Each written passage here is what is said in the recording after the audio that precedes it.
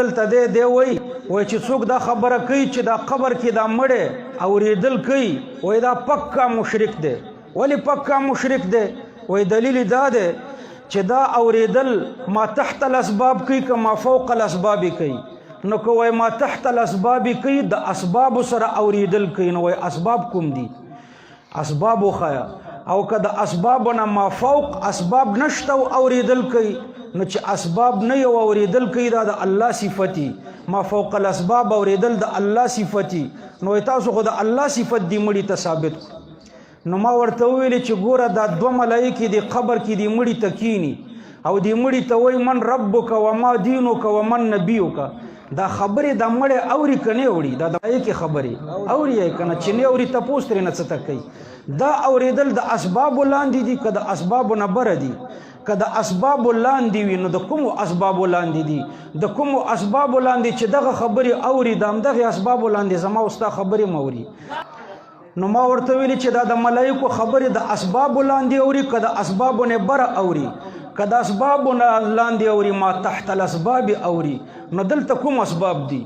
د دې کومو اسبابو د وجې نه چې د ملایکو خبرې اوري د همدغې اسبابو د وجې نه د انسانانو خبرې هم اوري. ملایک هم د دې دنیا والا خلق دي او انسانان هم د دنیا والا خلق دي. او که ته وایي چې دلته د ملایکو خبرې ما فوق الاسباب اوري اسباب نشته او اوري نو بیا خو پکا مشرک تم شوي ځکه د الله صفت دې ورته ثابت کړو. نو عرض مې دا ایک شیخ الحدیث کہتا ہے کہ جن اسباب سے مردہ قبر میں فرشتوں کے سوال و جواب سنتے ہیں انہی اسباب سے اہل دنیا کا کلام بھی سنتا ہے. اس کو کہا چلو اسی پہ دلیل دو.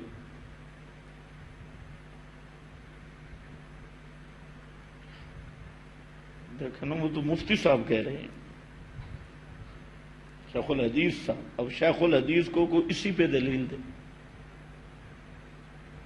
ایک دوسرا یہ جو فرشتوں کا سوال و جواب ہے یہ دنیاوی معاملہ ہے یا برزخی معاملہ ہے؟ اور دنیا والوں کا کلام سننا یہ دنیاوی معاملہ ہے.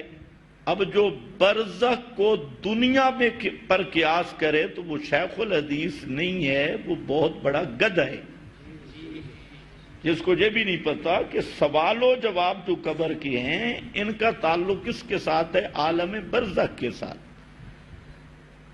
اور پھر برزخی احوال کو دنیا پہ قیاس کرنا اور دنیا، یہی تو ان اہل بدعت شیخ الحدیثوں کا دماغی توازن ٹھیک نہیں. وہ کبھی برزخ کو دنیا پہ لے آتے ہیں کبھی دنیا کو برزخ پہ لے جاتے ہیں. مسئلہ یہ ہے کہ ما انت بمسمع من فی القبور کا خطاب فرشتوں کو ہے.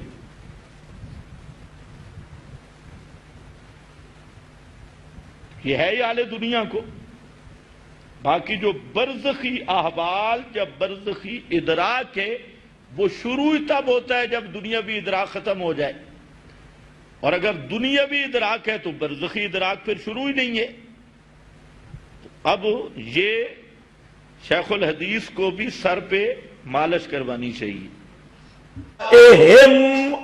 ایک مولوی مجھے کہتا ہے اچھا تو منکر نکیر کی بات سنتے نہیں ہیں؟ واہ منکر نکیرہ، یا منکر نکیر کی بات یہ اہل دنیا کا کلام ہے؟ ان سے پوچھو کہ اس کا تعلق عالم دنیا کے ساتھ ہے یا عالم برزخ کے ساتھ ہے؟ تو برزخی ادراک کا کس نے انکار کیا ہے؟ پتہ نہیں تمہیں سمجھ بھی آئی ہے کہ نہیں؟ اگر نہیں آئی تو ملا سے پوچھ کہ منکر نکیر کیا سوال مبنی بر صوت ہوگا، اس پہ دلیل لا.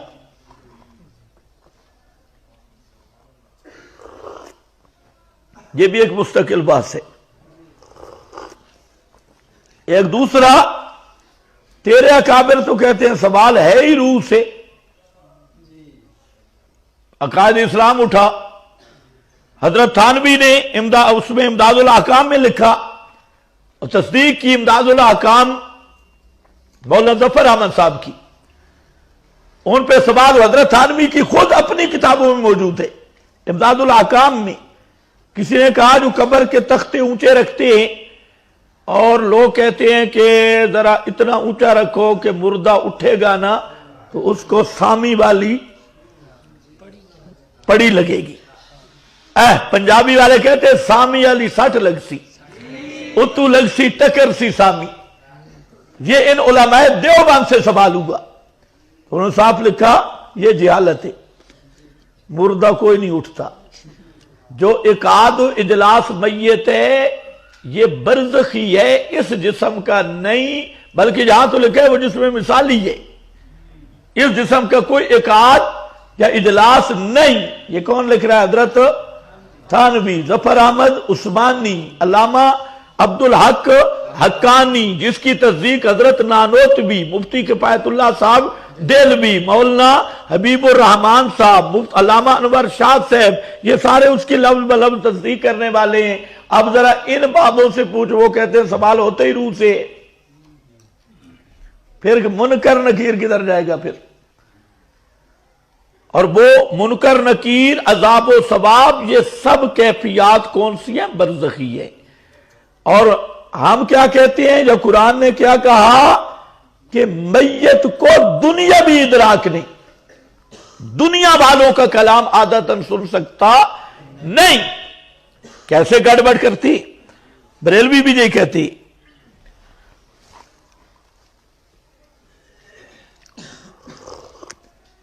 یہ جو فرشتے ہیں ادھر لکھ رہے ہیں کہ نہیں؟ تمہاری قلم کی آواز تو میرے تک آ رہی ہے، ان کی قلم کی آواز کیوں نہیں آتی؟ ابھی تو زندہ ہو. کوئی سمجھ نہیں. اچھا، یہ بولتے بھی ہیں آپس میں، ایک دوسرے سے بات کرتے ہیں، میں لکھوں نہ لکھوں. یہ جو کرامن کاتبین ہیں بزرگوں، یہ اگر صوت ہے، کلام بالصوت ہے، تو سنتے کیوں نہیں ہو؟ اس کلام کی پہلے کیفیت بیان کر. منکر نکیر تو ضربے وہاں لگائیں گے نا، دو ادھر بھی بیٹھے کرامن کاتبین، ان کی گفتگو بھی ہے، ان کا لکھنا بھی ہے، اور تو زندہ بھی ہے، سنتا ہے ان کی کلام، اور تجھے کہہ بھی رہے ہیں ادھر بیٹھ کے. نیکی کا القاء بھی ہو رہا ہے. ایک فرشتہ کہتا ہے یہ کر، ادھر سے سنتا ہے یا اندر کو چکر چلتا ہے؟ تمہیں کچھ بھی سمجھ نہیں آ رہی. فرشتہ کیا کہتا ہے؟ یہ نیکی کر. حدیث میں ہر آدمی کے ساتھ ایک شیطان، ایک فرشتہ ہے. نیکی کا آرڈر فرشتہ کرتا ہے، یہ نیکی کر. لیکن جو فرشتہ آرڈر کرتا ہے ادھر سے سنتا ہے، تو اس کو شاید ادھر سے ہی سنائی دیتا ہوگا. تو فرشتوں کو آدمیوں پہ قیاس، آدمیوں کو فرشتوں پہ قیاس، زندگی کو موت پہ قیاس، موت کو زندگی پہ قیاس. یہ وہی کر سکتا ہے جو الحمار الکاملو. دیکھو بھائی، فَحِينَئِذٍ يَسْمَعُ أَمَّا قَبْلَ ذَلِكَ فَلَا سَبِيلَ إِلَىٰ. اس سے پہلے سننے کا کوئی راستہ ہی نہیں. روح المعانی، بس یہ ختم. تو یہ تھا انما. اکثر بدتی انکار کرتے ہیں، تو بدتی جب قرآن کا انکار کرتے ہیں تو بزرگوں کو کہاں مانیں گے؟ ایک آدمی تھا، اس کو کسی نے کہا بھئی 100 پیاز کھائے گا یا 100 جوتے پڑیں گے وہ برداشت کرے گا. اس نے پہلے کہا جی 100 جوتے کھاؤں گا. 15-20 جوتے لگے، اس نے کہا 100 پیاز کھاؤں گا. 10-12 پیاز کھائے، اس نے کہا 100 جوتا. پھر چند جوتے، پھر ہاضمہ ٹھیک ہوئے 100 پیاز. تو کبھی 100 پیاز، کبھی 100 جوتے. یہی حال ہے اہل بدعت کا. ان کو کتاب و سنت کی طرف دعوت دو تو بزرگ بزرگ بزرگ بزرگ. اور بزرگوں کی طرف دعوت دو تو پھر جی کتاب و سنت کتاب و سنت، کتاب و سنت سے بھاگ کے بزرگوں کے دروازے پہ، بزرگوں کے دروازے سے بھاگ کے کتاب و سنت کا نام لیتے ہیں، اور حقیقت یہ ہے کہ نہ مانتے قرآن و سنت کو ہیں اور نہ مانتے اکابر کو ہیں۔ جس کو شک ہو تو میری کتاب اکابر کا باغی کون وہ دیکھ لو، اس میں ان سب اہل بدعت کے حوالے ہیں، اوپر اکابر کے نیچے ان کے۔ انہوں نے اکابر کو یہودی کہا علماء دیوبند کو، اور معتزلی کہا، قادیانی کہا، اور بڑے بڑے الزام لگائے، اور اب لوگوں کے سامنے کیا کہتے ہیں جی میرا نام لے کے اس نے اکابر کو یہودی لکھا ہے۔ بھئی کہ تم رہے ہو، میں نے صرف یہ لکھا ہے کہ فلانے مولوی نے ان اکابر پر یہودیت کا فتویٰ لگایا، انہوں نے وہ عبارتیں چھوڑ کے میرے ذمہ لگا دیا عوام میں، اور جی یہ اکابر کو یہودی کہتا ہے، یہ اکابر کو گستاخ ہے۔ تو وہ میری کتاب آپ پڑھیں اکابر کا باغی کون، اس میں آپ کو پتہ چل جائے گا کہ اکابر کو ماننے والا کون ہے۔ براہ راست ایک طرف اکابر کی عبارتیں، ایک طرف ان کی عبارتیں۔ بھائی دیکھیں، جب میت چارپائی پہ ہوتا ہے اس وقت تو سب کا اتفاق ہے نا بھی روح نہیں آتی، جو اس میں بھی روح ہوتی ہے، اونچے بولو۔ اچھا وہ کہتا ہے قد مونی قد مونی،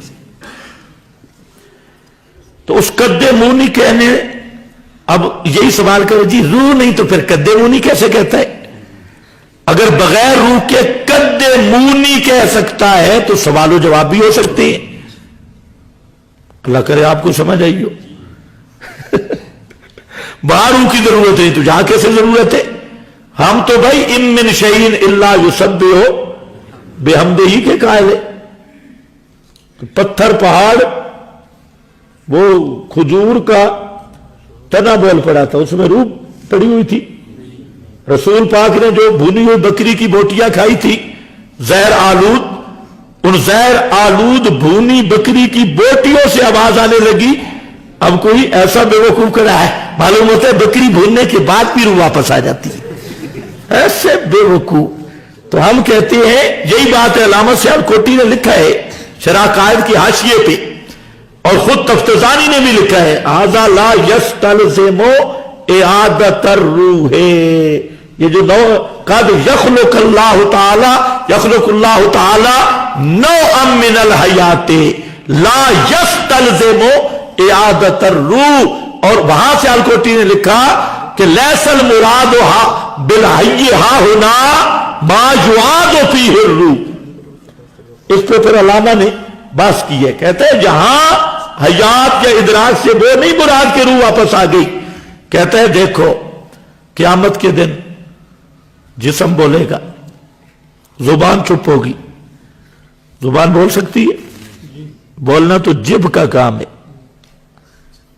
زبان، ہاتھ بول سکتے ہیں، پاؤں، گھٹنے، چمڑا۔ اب کوئی کھڑا ہو جائے جی بولنا تو جب ہو تو ہاتھ کیسے بولیں گے؟ تو ہم کہتے ہیں خدا کی قدرت ہے نا، یہ تو اللہ تعالیٰ قدرت ہے۔ روح کے تم پابند ہو اپنی بات سنانے کے لیے، اللہ تمہارے قوانین کا پابند نہیں ہے۔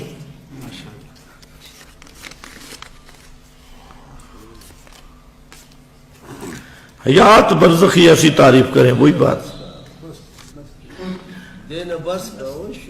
خیر ہے حضرت، خیر ہے، ان کو پورا کرنے دو، ان کی پرچیاں رہنا چاہیے۔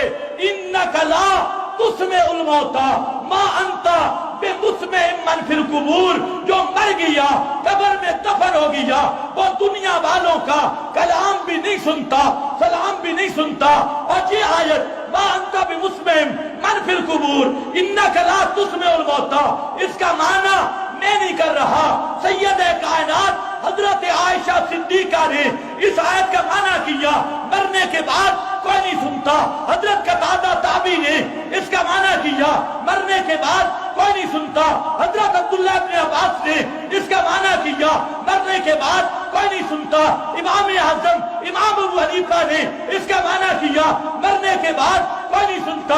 امام محمد کی جامع صغیر اٹھا، وہاں مسئلہ لکھا، مرنے کے بعد کوئی نہیں سنتا. ماشاءاللہ. پہلی بات ہے کہ حدیث کہتے کس کو ہیں؟ اس بیچارے کو یہ بھی نہیں پتا حدیث کس کو کہا جاتا ہے. حدیث وہ ہے جو رسول کا فرمان ہو، اور قرآن کہتے ہیں رسول کے منہ مبارک سے قرآن کے مقابل بات نکل ہی نہیں سکتی. اب قرآن جب کہتے ہیں مردے نہیں سنتے تو رسول کی زبان سے یہ آ سکتا ہے کہ مردے سنتے ہیں؟ اصل میں یہ وہی روایت پرستی کا بھوت سوار ہے نا کہ بخاری میں آئی. تو بخاری کون سی آسمانی کتاب ہے؟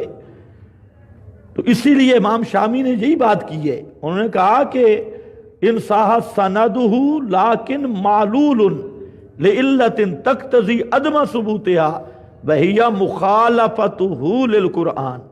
مخالفتہ للقرآن. امام شامی نے کہا کہ یہ معلول ہے اور اس میں علت یہ ہے کہ یہ روایت قرآن کے خلاف ہے. آپ کا کیا خیال ہے جو قرآن کے خلاف ہو وہ حدیث ہوتی ہے؟ یعنی دماغ کی بھی عجیب خرابی ہے کہ اللہ نے اپنے رسول کو فرمایا اتبع ما یوحی اتل ما اوحی. پیغمبر کبھی قرآن کے خلاف بات کر سکتا نہیں، اور ایسی بات چاہے بخاری مسلم یا کسی اور حدیث کی کتاب سے کوئی پیش کرے جو قرآن سے ٹکرائے اور پھر کہے یہ حدیث رسول ہے، اتمام حجت کے بعد بھی کہے، تو اصل کافر وہ ہے جو قرآن کا مقابل رسول کو ثابت کر رہا ہے. اس لیے ہم کہتے ہیں کرار نیال والی کوئی حدیث نہیں، یہ روایت ہے، یہ پیغمبر کا فرمان نہیں ہے. اگر پیغمبر کا فرمان ہوتا قرآن کے مطابق ہوتا، اور قرآن سے ٹکرانا اس بات کی دلیل ہے کہ یہ رسول پاک کے لفظ نہیں، یہ راویوں کی گپ ہے، پیغمبر کا فرمان نہیں ہے. تو پہلے اس کو حدیث تو ثابت کر، پہلے کم از کم یہ تو لے آنا کہ حدیث کہتے کس کو ہے. اس کو یہ بھی نہیں پتا.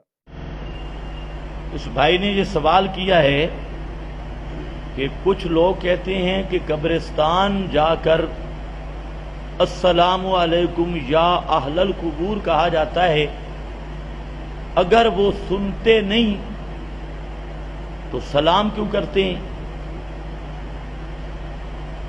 اس سوال کے دو رخ ہو سکتے ہیں. اگر وہ سنتے نہیں تو سلام کیوں کرتے ہیں، یا کیوں کہتے ہیں، خطاب کیوں کرتے ہیں؟ دو رخ ہو سکتے ہیں. اب ایک بات تو ذرا سمجھنے کی کوشش کریں.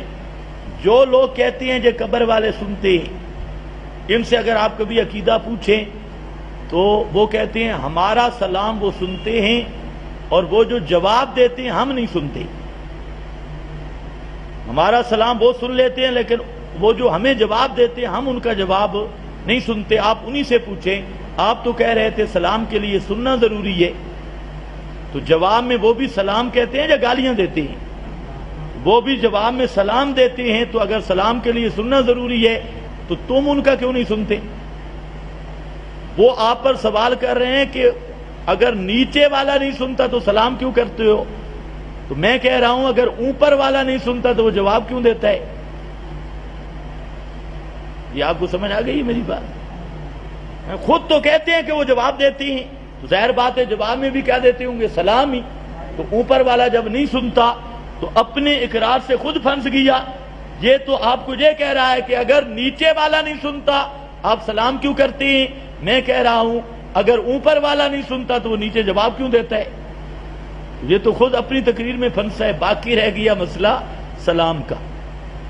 ابھی آپ نے نماز پڑھی مغرب کی، مغرب کی نماز میں آپ نے سلام پھیرا یا نہیں پھیرا؟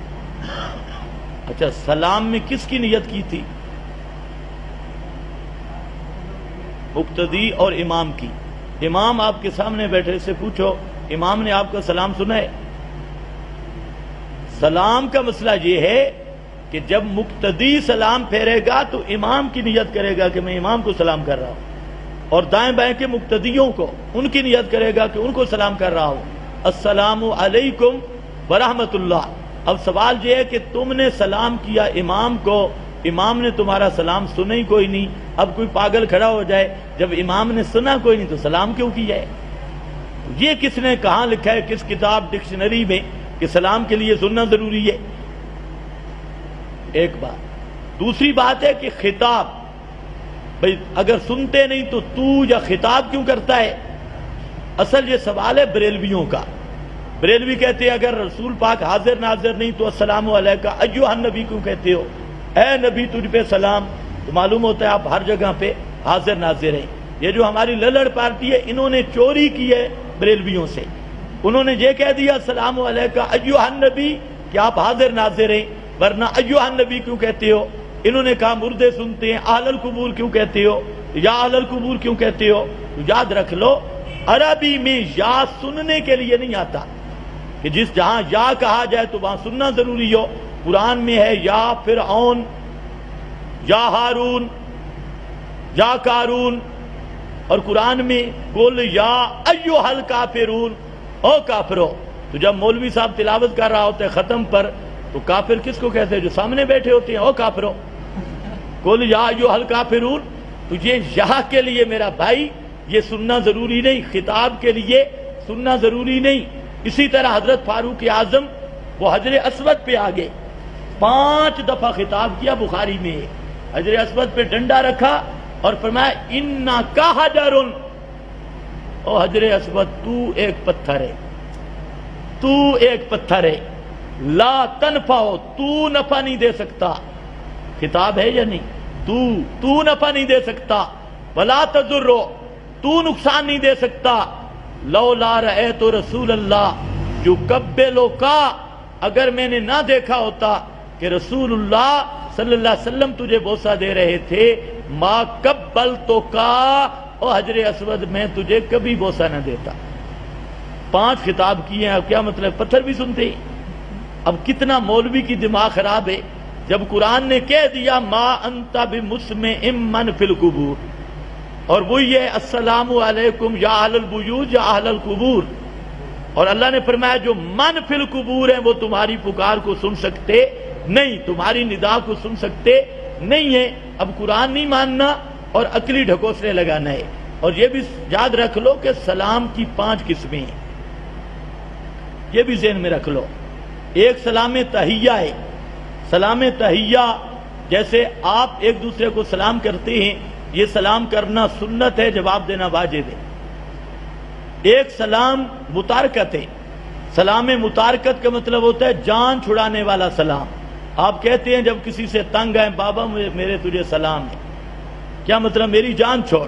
جیسے حضرت ابراہیم نے کہا تھا اپنے باپ کو سلام علیک، ابا اب تیرے میرے ساتھ سلام، تو اپنا راہ لے میں اپنا راہ لیتا ہوں۔ یہ اس کو کہتے ہیں سلام متارکت۔ ایک سلام خوش آمدید، اہلاً سہلاً کے معنی میں۔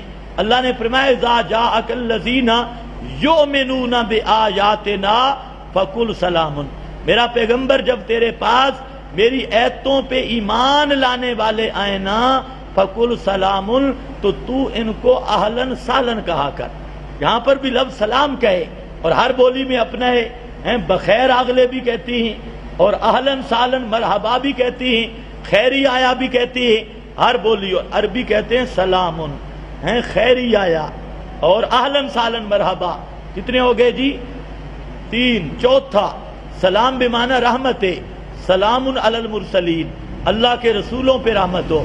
سلام علی نوح، سلام علی ابراہیم، سلام علی نوح، حضرت نوح پہ سلام، حضرت ابراہیم پہ سلام اور سارے رسولوں پہ سلام۔ سلام علی عبادہ الذین اصطفیٰ، اس سلام کا معنی رحمت ہے، اللہ کی رحمت و نوح پر، اللہ کی رحمت و رسولوں پہ اور مصطفیٰ بندوں پہ۔ یہ 4 سلام۔ 5واں سلام ہے دعائے مغفرت اور دعائے سلامتی، وہ ہے یہ مردوں کو سلام کرنا۔ اس کا معنی ہے اللہ ان کو بخش دے، ان پہ رحم کر دے، ان سے عذاب ٹال دے اور ان کو اپنی سلامتی میں لے لے، یہ ان کے لیے دعا ہے میرا بھائی۔ یہ 5واں۔ اور اللہ کے نبی نے فرمایا کہ دعا غائب کی حق میں زیادہ قبول ہوتی ہے۔ دعا کے لیے سننا، ان کے لیے نہیں، دعا جس سے کی جا رہی ہے۔ ان ربی لسمیع الدعا، وہ سننے والا بھی وہی ہے۔ مرتبہ اور اللہ کا جواب کا مطلب کہ اللہ 10 رحمتیں بھیجتا ہے، تو اسی سے درود کی حقیقت بھی واضح ہوتی ہے کہ درود ان جاہل مولویوں نے سمجھا ہی نہیں کہ درود کہتے کس کو ہے۔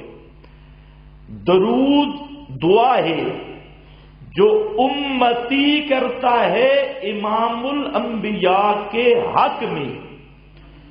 امتی کی ڈیوٹی ہے کہ تو دعا کر، اور کر کس کے حق میں؟ امام الانبیاء صلی اللہ علیہ وسلم کے حق میں یہ دعا کر۔ اسی لیے درود کے 45 سیغے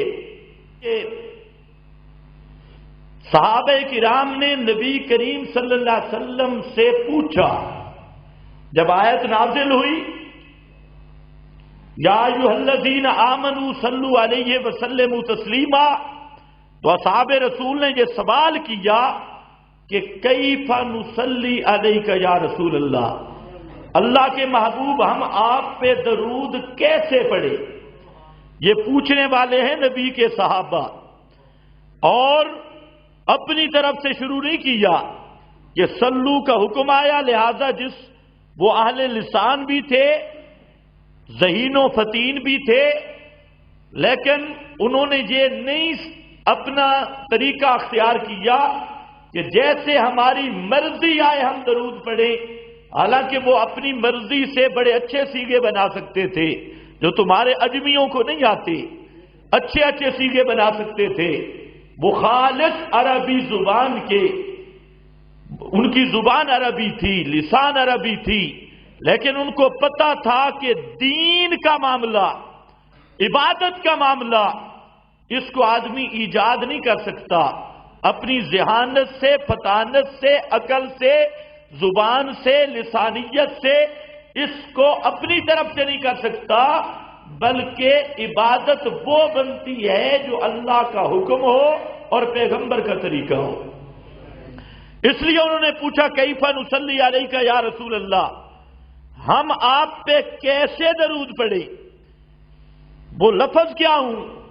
تو امام کائنات نے فرمایا قولوا اللہم صلی علی، 45 سیغے حدیث کی کتابوں میں موجود، اور اس کی ابتدا ایسے شروع ہوتی ہے اللہم، اللہم صلی علی محمد، یا اللہ تو رحمت کر، یا اللہ تو شابش کر، یا اللہ تو ذکر بلند کر، یا اللہ تو شریعت کو باقی رکھ، یا اللہ تو اپنے پیغمبر پہ انعام کر اور آپ کے دین کو بقا بخش، اللہم صلی علی محمد، اللہ تو رحمت کر۔ تو اللہم کا معنی کیا ہے؟ اونچے بولو، اللہم کا معنی یا رسول اللہ یا اللہ۔ تو درود میں بات کس سے؟ اب اس جاہل مطلق ملا کو یہ نہیں پتا کہ درود کی حقیقت کیا ہے، اس لیے جھوٹی روایتوں کے پیچھے بھاگے گا، کذاب راویوں کے پیچھے بھاگے گا اور بزرگوں کے حوالے دے گا۔ میں کہتا ہوں سب سے پہلے درود کا معنی یاد کر، درود کہتے کس کو ہیں؟ درود یہ دعا ہے جو امتی پیغمبر کی حق میں یہ دعا کرتا ہے اور ان لفظوں سے کرتا ہے اللہم صلی علی محمد، یا اللہ تو رحمت کر۔ تو درود میں بات بھی ہے اللہ سے، تو درود سننے والا بھی کون ہے؟ بات بھی کس سے؟ درود کو قبول کرنے والا بھی کون؟ درود کو سننے والا بھی کون؟ تو جھگڑا نہیں ختم ہوا۔ انسان فوت ہو جاتا ہے، روح نکل جاتا ہے، واپس کب لوٹ کے آتا ہے، قرآن کا کیا فیصلہ ہے؟ قرآن کا فیصلہ ہے نفخ ثانیہ کے بعد آئے گا۔ وَإِذَا النُّفُوسُ زُوِّجَتْ، جب قیامت قائم ہوگی پہلی دفعہ سور پھونکا جائے گا، جو زندہ ہیں یہ مر جائیں گے، زمین آسمان کا نظام درم برم ہو جائے گا، اور دوسری دفعہ جب سور پھونکا جائے گا تو دوسری دفعہ سور پھونکنے سے پہلے 40 روز تک بارش ہوگی، اور وہ بارش خاص قسم کی بارش ہوگی، اس پر مردہ کے اجزاء جہاں پڑے ہیں وہ بارش کا پانی وہاں پہنچے گا، اللہ تعالیٰ ان اجزاء کو جمع کر کے اسی جسم کو دوبارہ پیدا کریں گے۔ یہ جسم جو ہم لیے بیٹھے ہیں یہی جسم دوبارہ پیدا ہوگا، اور نبی کریم صلی اللہ علیہ وسلم نے فرمایا کہ یہ جسم جیسے نطفے سے پہلی دفعہ اللہ نے پیدا کیا، ایک ہڈی کا دم غذا، یہ پیٹھ کی ہڈی کا، یہ آج سائنسدانوں نے بھی اس تحقیق کو مان لیا، ایک معمولی سا سرا وہ بچ جائے گا جس کو حدیث میں عجب الذنب کہا گیا۔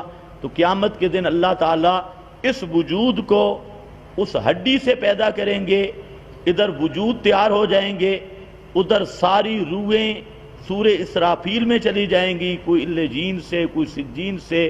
اس کے بعد وہاں پر حضرت اسرافیل سور پھونکیں گے تو حضرت عبداللہ ابن عباس آیات کا معنی کرتے ہوئے کہتے ہیں تدخلو کل روح فی جسدہا، تو ہر روح اپنے اس جسم میں واپس آ جائے گی۔ یہ جسم جب زندہ ہوگا پھر قبر میں نہیں رہ سکتا، پھر قبریں کھل جائیں گی اور بندہ باہر نکل آئے گا۔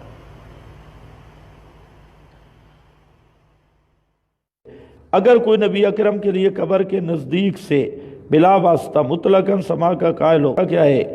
جو آدمی رسول اللہ صلی اللہ علیہ وسلم کے بھی سما آدی کا قائل ہے وہ ابو جہل کی طرح مشرک ہے۔ بے شک بے شک۔ آپ مجھے بتائیں، ایک آدمی کہتا ہے کہ رسول اللہ صلی اللہ علیہ وسلم اور اللہ تو نہیں ہے، مختار کل بھی نہیں، لیکن بیٹا دینے پر قادر ہے، تو ایسا کدھر رکھنے والا مسلمان ہوگا؟ کیوں؟ وہ تو کہتے ہیں صرف بیٹا دے سکتی ہے۔ بھائی ما فوق الاسباب سننا یہ اللہ کا خاص ہے، کسی مخلوق میں کو بھی اس میں شریک کرنا یہ شرک ہے، بات صاف ہے، اس میں ہیرا پھیری کیا ضرورت۔ دوسری بات یہ ہے کہ رسول پاک صلی اللہ علیہ وسلم کی قبر پر تو جا سکتے ہی کوئی نہیں ہے، اس کی بھی پہلے تحقیق کرو، اندل القبر کا تحقق ہی نہیں ہے۔ جو بھی قائل ہیں وہ کھڑے ہوتے ہیں، موجودہ صورت سب دور کی ہے، تو یہ نزدیک کا دھوکہ دیتی ہیں۔ پہلے ان کو یہ کہو، ذرا یہ ثابت کرو کہ رسول پاک کی قبر کے قریب کوئی جا سکتا ہے؟ قبر مبارک کہاں ہے؟ یہ کہاں کھڑے ہوتے ہیں؟ پھر یہ موجودہ للڑ ہیں مسجد نبوی کی حدود سے، اور وہ 4-5 کلومیٹر ہے۔ وہاں ہم ایک دن پورا مسجد نبوی کا ہم نے کہا ذرا پھرتے ہیں، سارا دن پھر تھک گئے، مسجد نبوی ختم نہیں ہوئی۔ مسجد نبوی پورے شہر مدینہ پہ، آپ کے زمانے میں جتنا مدینے کا شہر تھا وہ سب پہ مسجد نبوی ہے، اور للڑ کہتے ہیں کہ مسجد نبوی کے جس کونے سے بھی جتنا ایسا درود پڑھا جائے آپ سنتے ہیں۔ تو ہمارا سوال ہے، یہ تحت الاسباب ہے یا فوق الاسباب ہے؟ اگر تحت الاسباب ہے تو اس کے اسباب لائیں، ثابت کریں۔ اگر فوق الاسباب تو رسول پاک کے لیے ما فوق الاسباب سما کا عقیدہ رکھنے والا وہ کٹر کافر اور مشرک ہے اور قرآن کا منکر ہے۔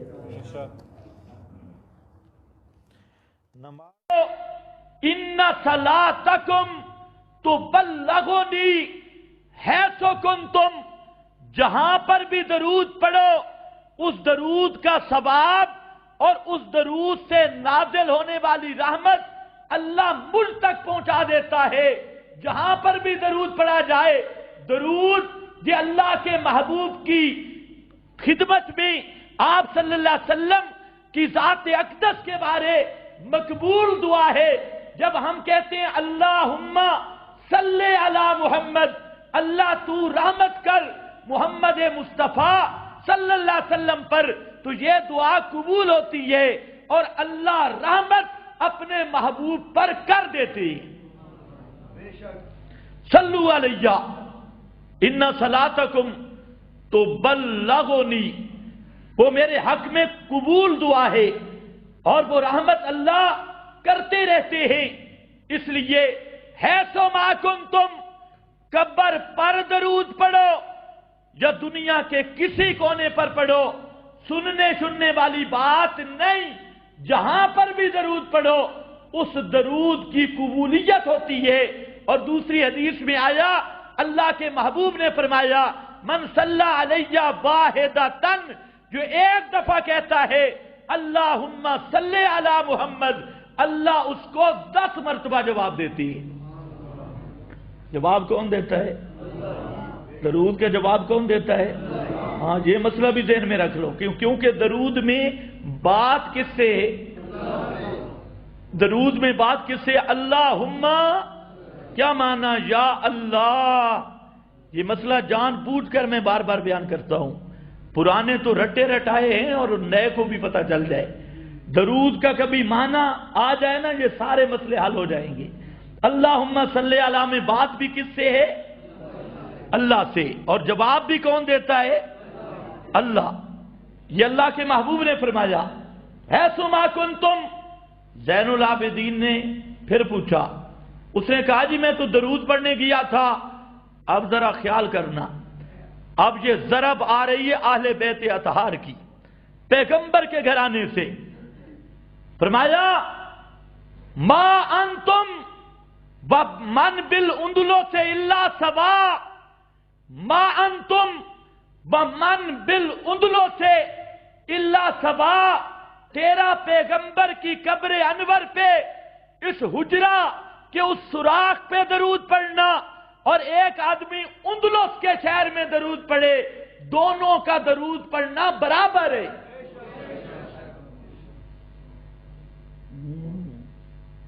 اب کیا بنے گا؟ آپ کا مولوی سنے گا بڑا پراپاگنڈا کرے گا، لیکن میری مجبوری ہے. یہ حدیث حضرت حسین سے آ رہی ہے، حضرت علی سے آ رہی ہے، زین العابدین سے آ رہی ہے، اور کہتے کیا ہے، ما انتم ومن بالاندلس الا سوا. اسی کو نقل کیا ابن عبد الحادی نے، اور مختارہ میں، سنن سعید ابن منصور میں، فتاوی علماء بلد الحرام میں، اللجنۃ الدائمہ میں نقل کر کے یہ سارے حضرات کہتے ہیں کہ آپ کی قبر پہ کوئی درود پڑے تب بھی سننے والی بات نہیں، اور کوئی پاکستان میں پڑھے تب بھی سننے والی بات نہیں. قبر پہ کوئی درود پڑھے تب بھی وہ دعا قبول ہے، پاکستان میں کوئی درود پڑھے تب بھی وہ دعا قبول ہے، اور اللہ کی رحمتوں کی بارش ہوتی ہے. حضرت انس کہتی، اور ایک دن حضرت عبداللہ ابن عمر فرماتے ہیں میں چھوٹا بچہ تھا، اللہ کے رسول کے ساتھ سفر کر رہا تھا، تو ایک بانسری کی آواز ہے. بانسری سمجھتے ہو؟ جی. کیا بولتے ہو بانسری؟ اونچا بولو تاکہ پشتو والے سمجھ جائیں.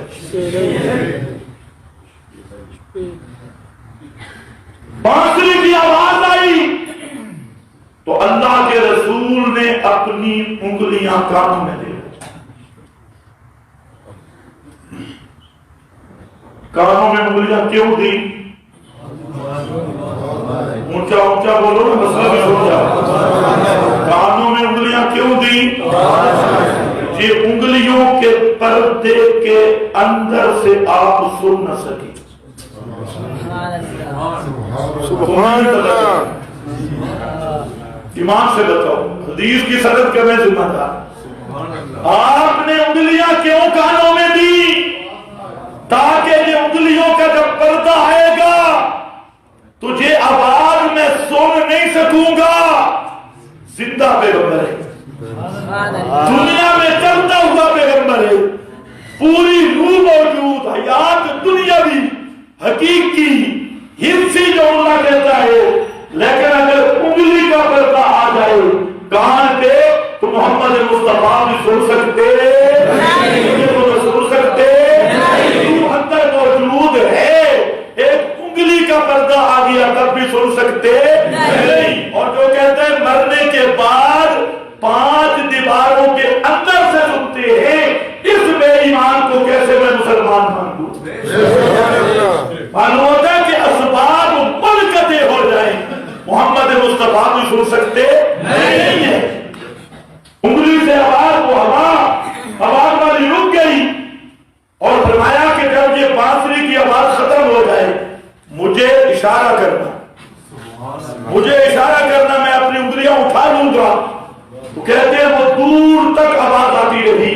جب آواز آنا رک گئی، پیارے پیغمبر نے اپنے کانوں سے انگلیاں اٹھا لی اور امت کو سبق دیا کہ یہ گانے بجانے کے آلات، یہ بانسریاں، یہ ڈھول، یہ باجے اور اس طرح کے جتنے آلات لہو اور آلات موسیقی ہے، یہ سب حرام ہے۔ اور آج تو میلاد کے عنوان پہ انہی باجوں پہ میلاد بنا رہا ہے، انہی ڈھولکیوں پہ اور انہی ڈھولوں پہ، اسی تھرکنے میں نبی ہر ایک پر موت پر حق ہے، اور موت کا معنی یہ ہے کہ روح جسم سے بالکل یا جدا ہو جائے، کرنٹ ختم، اور یہ کرنٹ ختم رہے گا قیامت تک۔ فَيُمْسِكُ الَّذِي قَضَىٰ عَلَيْهَا الْمَوْتَ إِنَّكُمْ بَعْدَ ذَلِكَ لَمَيِّتُونَ ثُمَّ إِنَّكُمْ يَوْمَ الْقِيَامَةِ تُبْعَثُونَ۔ اور اس پیریڈ میں قیامت تک کوئی میت نبی ولی عادتاً سن نہیں سکتا، روح جدا ہوئی قیامت تک روح اس بدن میں نہیں، اور مرنے کے بعد اہل دنیا کا کلام امام الانبیاء ہوں یا انبیاء غیر انبیاء کوئی بھی عادتاً نہیں سن سکتا۔ ما انت بمسمع من فی القبور یوم یجمع اللہ الرسل فیقول ماذا اجبتم قالوا لا علم لنا انک انت علام الغیوب انک لا تسمع الموتى ان تدعوهم لا يسمعوا دعاءکم وهم عن دعائهم غافلون۔ جو شخص کسی پیغمبر کی روح بدن سے نکلنے کا قائل نہیں، وہ بھی قرآن کا منکر اور پکا کافر ہے، اور جو کسی نبی ولی کی موت کے بعد پھر روح کو اس جسم کے اندر مانتا ہے، وہ بھی پکا کافر اور مرتد ہے۔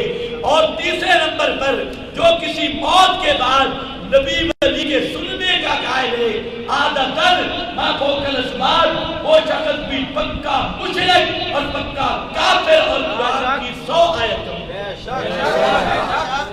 اس میں کہیں جس میں مثالی کی بات آئی، اور اگر تجھے شوق ہو تو میں ثابت بھی کر دوں، ہمیں ضرورت نہیں جس میں مثالی ثابت کرنے کی۔ آپ کا ابا جان ڈیڈی جان زید الحسینی صاحب اٹک والا بزرگ، اس کی کتاب ہے زید الحسینی کی، وہ زید الحسینی لکھ رہا ہے کہ 1000 نص سے جس میں مثالی ثابت ہے، اور جو جس میں مثالی کا منکر ہے 1000 نصوص کا منکر ہے، ایک نص کا منکر کافر ہے، 1000 نص کا منکر 1000 دفعہ کافر بنے گا۔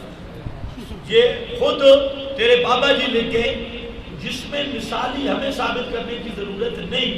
ہمارے عقیدے میں 3 چیزیں، ہر ایک کی روح جدا، قیامت تک جدا، کہ مرنے کے بعد کوئی سنتا چھوٹا نہیں۔ حضرت انس کہتی اور ایک نے حضرت عبداللہ ابن عمر فرماتے ہیں، میں چھوٹا بچہ تھا، اللہ کے رسول کے ساتھ سفر کر رہا تھا، تو ایک بانسری کی آواز ہے۔ بانسری سمجھتے ہو؟ کیا بولتے ہو بانسری؟ اونچا بولو تاکہ پشتو والے سمجھ جائیں۔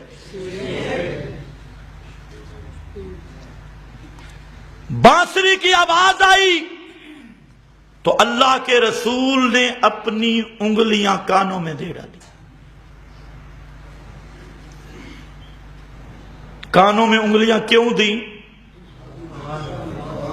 اونچا اونچا بولو نا، مسئلہ بھی سن جاؤ۔ کانوں میں انگلیاں کیوں دی؟ کہ یہ انگلیوں کے پردے کے اندر سے آپ سن نہ سکے۔ تمہیں نہیں پتا چلا؟ ایمان سے بتاؤ، حدیث کی سند کا میں ذمہ دار۔ آپ نے انگلیاں کیوں کانوں میں دی؟ تاکہ یہ انگلیوں کا جب پردہ آئے گا تجھے آواز میں سن نہیں سکوں گا۔ زندہ پیغمبر ہے، دنیا میں چلتا ہوا پیغمبر ہے، پوری روح موجود، حیات دنیاوی حقیقی حصی جو ملا کہتا ہے، لیکن اگر انگلی کا پردہ آ جائے کان پہ تو محمد مصطفیٰ بھی سن سکتے، مجھے بولو سن سکتے، روح اندر موجود ہے، ایک انگلی کا پردہ آ گیا تب بھی سن سکتے نہیں۔ اور جو کہتے ہیں مرنے کے بعد 5 دیواروں کے اندر سے سنتے ہیں، اس بے ایمان کو کیسے میں مسلمان مان لوں؟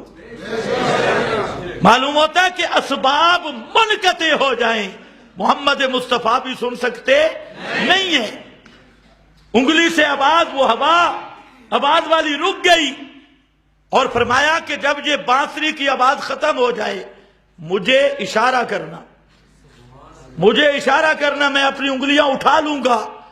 تو کہتے ہیں وہ دور تک آواز آتی رہی، جب آواز آنا رک گئی پیارے پیغمبر نے اپنے کانوں سے انگلیاں اٹھا لی اور امت کو سبق دیا کہ یہ گانے بجانے کے آلات، یہ بانسریاں، یہ ڈھول، یہ باجے اور اس طرح کے جتنے آلات لہو اور آلات موسیقی ہیں یہ سب حرام ہیں۔ اور آج تو میلاد کے عنوان پہ انہی باجوں پہ میلاد بنا رہا ہے، انہی ڈھولکیوں پہ اور انہی ڈھولوں پہ، اسی تھرکنے میں، اسی ناچ میں، اس سے بڑی رسول اللہ کی مخالفت کیا ہو؟ زیارت کر کے واپس آ رہے تھے۔ قبرستان کی زیارت کرنا سنت ہے، اور مردوں کے سننے کا عقیدہ رکھنا کفر ہے۔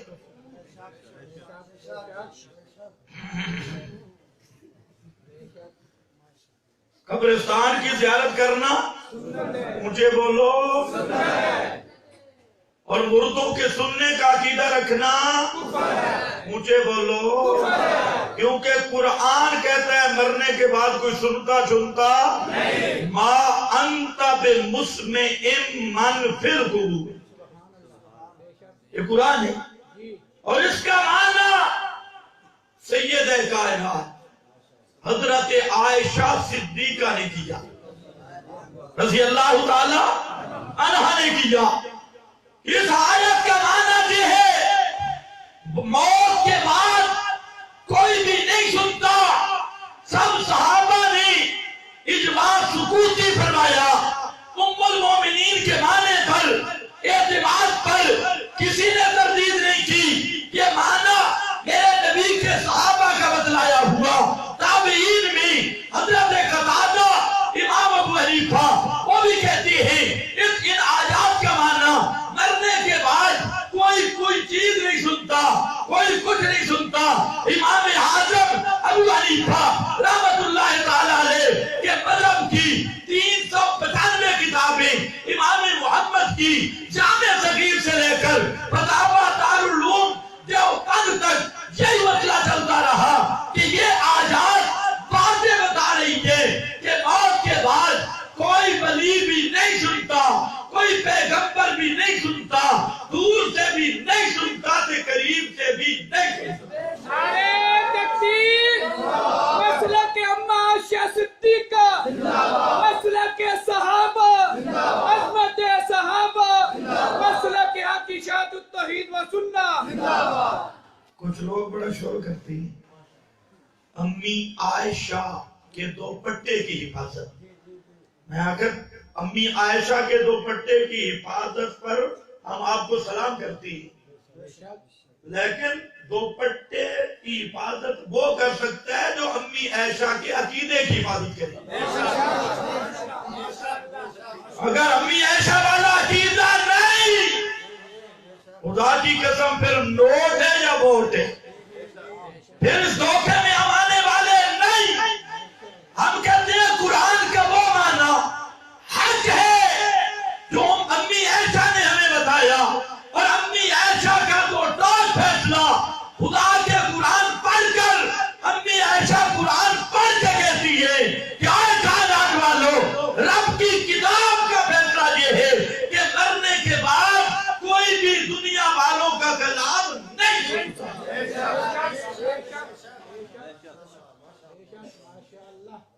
جو ہے عظمت صحابہ اشاعت التوحید ہی تحفظ کر سکتی ہے۔ ہم وہ نہیں کہ ادھر عظمت صحابہ، عظمت صحابہ، عظمت صحابہ، روایت ساریاں شیعہ دیا چاہیے ہوں گی، عقیدہ شیعہ اللہ، یہ عظمت صحابہ کا نعرہ نہیں میرا بھائی۔ ہم نے کہا جب قرآن آ گیا، اور ام المومنین نے عجیب جملہ فرمایا، دیوبند کے فتاوے نے نقل کیا اور کتابیں بھی ہیں، لیکن دیوبند کے فتاوے کا حوالہ دے رہا ہوں۔ امی جان نے فرمایا کیف یقول رسول اللہ، کیف یقول رسول اللہ، اللہ کے رسول یہ بات فرما کیسے سکتے ہیں کہ مرنے کے بعد کچھ سنے؟ قد قال اللہ انک لا تسمع الموتى وما انت بمسمع من فی القبور۔ اللہ کا قرآن کہتا ہے مرنے کے بعد کوئی نہیں سنتا، پیغمبر کی حدیث ہو کیسے سکتی ہے جس میں مردوں کے سننے کا ذکر؟ دو کام، قرآن کا معنی بتا دیا، روایتوں کی حقیقت بتا دی کہ جہاں آیا جوتوں کی آہٹ سنتی، سلام سنتی، من صلی علیہ عند قبری، اور نہیں تو میں سنتا ہوں، یہ سب کذاب شیطان راویوں کی وجہ کردہ محمد بن مروان جیسا رافضی، زازان جیسا شیعہ اور اس طرح کے راوی، انہوں نے یہ روایتیں ڈھال کے قرآن کے مقابل پیش کی۔ میں نے کہا تجھے کیا ہو گیا؟ اگر وہ مذہب والے مانتے وہ تو مان سکتے تھے جو کہتے ہیں قرآن غار میں ہے، وہ روایتیں مانے، اور جو کہتے ہیں قرآن میرے ہاتھ میں محفوظ کتاب ہے کہ نہیں؟ محفوظ کتاب ہے، تو وہ ایسے راویوں کی روایتیں کیسے مانے بھائی؟ خیر واپس آ جا، پیغمبر کریم قبرستان کی زیارت سے واپس عنہ بیٹھے ہوئے تھے انتہائی پریشان، حضرت فاروق اعظم گئے اور وہاں پر سلام کیا، حضرت عثمان نے جواب نہیں دیا۔ آپ کی وفات کے بعد حضرت فاروق اعظم نے جا کر حضرت صدیق اکبر کو شکایت لگائی کہ حضرت عثمان نے تو میرے سلام کا جواب ہی نہیں دیا، آپ کی زندگی میں ہمارا اتنا پیار تھا اور کل آپ فوت ہوئے اور حضرت عثمان نے میرے سلام کا جواب ہی نہیں دیا۔ حضرت صدیق اکبر بھی ساتھ چل پڑے، وہاں پر آ کر پہنچے، حضرت عثمان سے پوچھا بھئی مسئلہ کیا ہے؟ اب حضرت عثمان نے جب دیکھا تو فرمایا واللہ ما شعرتو، اللہ کی قسم مجھے تو پتہ ہی نہیں چلا کہ میرے پاس کوئی آیا بھی ہے یا نہیں، یا کسی نے سلام کیا ہے، یا یہ زندہ حضرت عثمان تھے۔ ابھی سن لو، سمجھ لو اچھی طرح، مانو نہ مانو تمہاری مرضی ہے، یہ حضرت عثمان ہے زندہ، اور صرف دماغ کی توجہ دوسری طرف ہے، توجہ دوسری طرف ہے، حضرت فاروق اعظم کا سلام بھی سنا نہیں ہے، اور یہ کہتے ہیں مردے سنتے، ابھی بے ایمانوں کے سینگ ہوتے، کہتے مردے سنتے۔ اچھا ایمان سے بتاؤ، اگر نیک مردہ ہے تو وہ جنت میں مشغول ہوگا یا نہیں ہوگا؟ اور برا ہے تو جہنم میں مصروف ہوگا یا نہیں ہوگا؟ یہ کہتے ہیں نہیں، ہمارے وہ منتظر ہیں بھائی، اے بابے اور یہ آ گئے نہیں، ان کی سارے توجہ ادھر ہے۔ حضرت عثمان نے نہیں سنا، فرمایا مجھے نہیں پتا چلا۔ حضرت صدیق اکبر رضی اللہ تعالیٰ عنہ نے فرمایا مسئلہ کیا ہے؟ فرماتے ہیں ایک مسئلہ پوچھنا تھا وہ رہ گیا ہے اور امام کائنات کی وفات ہو گئی، اب میں حیران اور پریشان ہوں کہ میں مسئلہ کس سے پوچھوں گا۔ آپ کی توجہ ہے؟ اور یہاں ترنول والے تو یہاں سے فون ملا لیتے ہیں، پھر تم کہتے ہو ان کو کہو کچھ نہیں، تو ہم کہتے کچھ نہیں، صرف زندگی کہتے اور کچھ بھی نہیں کہتے۔ یہ تو جہاں کالے ملاتی، اور حضرت عثمان مدینے کے اندر بیٹھے تھے اور فرماتے ہیں کہ میرا مسئلہ رہ گیا، اللہ کے محبوب پر موت آ گئی، تو موت کے بعد میں عثمان بھی پوچھ سکتا نہیں ہوں، اور آج جو ملا اور پیر کہے میں ترنول سے پوچھ لیتا ہوں، तरनौल में बैठकर आपसे मसला पूछ लेता हूं या लाहौर में बैठ के आपसे मसला पूछ लेता हूं, तो इसके बेईमान होने में कोई शक है? लाखों नहीं करोड़ों औलिया इकट्ठे हूं, मैं औलिया अल्लाह को मानता हूं। औलिया अल्लाह की जूतों की रात हमारी आंखों का सुरमा है, और उन का अदब एहतराम और उनके साथ वाबस्तगी, निस्बत, ताल्लुक मैं अपनी निजात समझता हूं। लेकिन करोड़ों औलिया अल्लाह मिल जाएं, किसी सहाबी के दर्जे को नहीं पहुंच सकते। और सहाबा में भी वो उस्मान जो इस कायनात में अकेला शख्स है, हजरत उस्मान, कि जो किसी नबी का दोहरा दामाद है, दोहरा दामाद। और पैगंबर करीम ने फरमाया, दूसरी बेटी जब फौत हो गई तो फरमाया, उस्मान मेरे पास अगर 40 बेटियां भी होती, तमन्ना देखो, तो यके बाद दीगरे में तेरे निकाह में देता। 40 बेटियां भी होती, ये वो उस्मान है। लेकिन पैगंबर करीम सल्लल्लाहु अलैहि वसल्लम के मदीना में बैठ के कहता है, वफात के बाद मैं मसला पूछ सकता नहीं हूं। मालूम होता है कि वफात के बाद फिर पूछने पुछाने वाला कोई ताल्लुक रह सकता नहीं। और ये क्या कहता है, मैं पाकिस्तान से गया ना, तो आपने हाथ मुबारक बाहर निकाला, ये किताबों में लिखा है। और फलाना मौलवी गया ना, हाथ, मैंने कहा अगर हाथ निकल सकता होता तो हजरत फातिमा तो ज़हरा के लिए निकलता। अगर हाथ निकल सकता होता, हजरत उस्मान कई दिन प्यासे रह के कब्रे रसूल के जवार में शहीद हो गए, वहां पर हाथ नहीं निकला। हजरत अली उनके लिए नहीं निकला, किसी सहाबी ताबी के लिए नहीं निकला। और ये सूफियों के बारे में झूठ बोलना, ये झूठ, और फिर झूठ को सोचा भी नहीं। मैंने कहा जिसने नबी का हाथ देखा वो फिर सहाबी बन गया था, सहाबी नहीं बना ना। क्यों? कहते बेईमान था।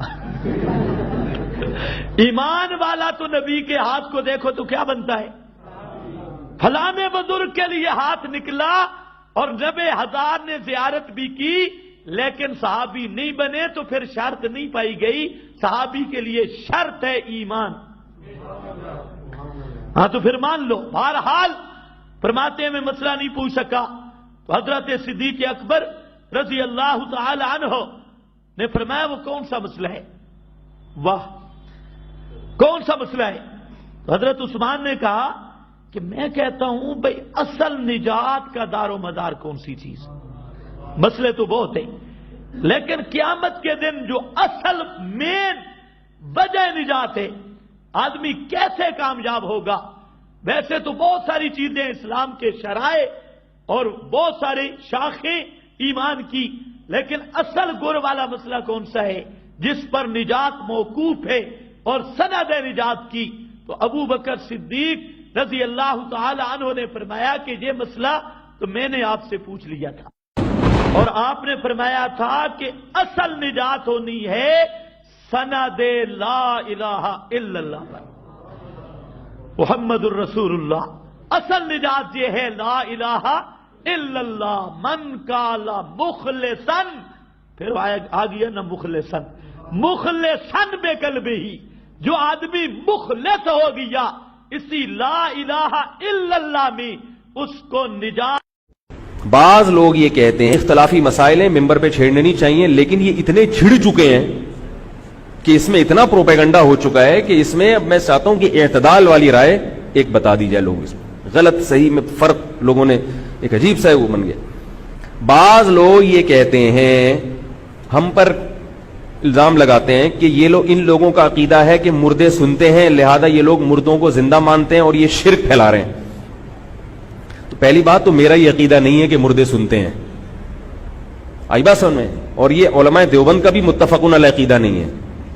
मौलाना शीम गंगोही रहमहुल्लाह ताला, हजरत मौलाना सरफराज खान सफदर साहब जो कितने बड़े आलिम, अभी माजी करीब में उनका इंतकाल हुआ, इन सब की तहकीक ये है, और इस पर मैं हवाले दूंगा तो बात लंबी होगी। इनकी तहकीक ये है कि जहां नस से किसी मुर्दे का सुनना साबित है وہاں تو ہم سننے کے قائل ہیں, عمومی طور پر ہم مردوں کے سننے کے قائل نہیں. یہ بھی ایک الزام خام خواہ میں کھاتے میں ڈالا ہوا کہ یہ مردوں کے سننے کے قائل ہیں, اور پھر اس پہ طنز, بھائی ہے ہی نہیں تو کہاں سے ہو. انک لا تسمع الموتى, قرآن کہہ رہے ہیں نبی آپ مردوں کو نہیں سنا سکتے. ولا تسمع الصم الدعاء, بہروں کو سنا نہیں سکتے, اور اندھوں کو راستہ دکھا نہیں سکتے. ولا تهدي العمي, میرا یہ نظریہ ہے, میرے شیخ حضرت مفتی رشید احمد صاحب رحمہ اللہ کا, ان کے بہت سارے شاگردوں کا نظریہ ہے کہ میت نہیں سنتی ہے, الا یہ کہ اللہ اپنی مرضی سے کسی کو اگر سنا دیں تو اللہ پر تو کوئی پابندی نہیں لگا سکتا نا. آپ قبر پہ گئے, کوئی بات کی آپ نے اور اللہ نے مردے کو سنا دی تو ٹھیک ہے, لیکن عمومی قاعدہ کیا ہے کہ میت نہیں سنتی. لیکن بعض حضرات اس کے قائل ہیں کہ مردے سنتے ہیں, ہم ان کو بھی کافر اور گمراہ نہیں سمجھتے, کیونکہ وہ یہ نہیں کہتے کہ مردے خود سنتے ہیں, وہ کہتے ہیں مردوں کی تو کان نہیں بچا, سنے گا کہاں سے. وہ کہتے ہیں اللہ اپنی طاقت اور قدرت سے مردوں کو سنا دیتا ہے. تو یہ اللہ کی طاقت کی دلیل ہے, مردے کی طاقت کی دلیل نہیں ہے. اس میں شرک نہیں ہے. ہاں یہ آپ کہہ سکتے ہیں کہ دلائل کی دنیا میں کس کا نظریہ طاقتور, کس کا نظریہ کمزور. تو میری رائے یہ ہے کہ دلائل کی دنیا میں ان کا نظریہ زیادہ مضبوط ہے جو سننے کے قائل نہیں ہے. لیکن اس میں بعض علماء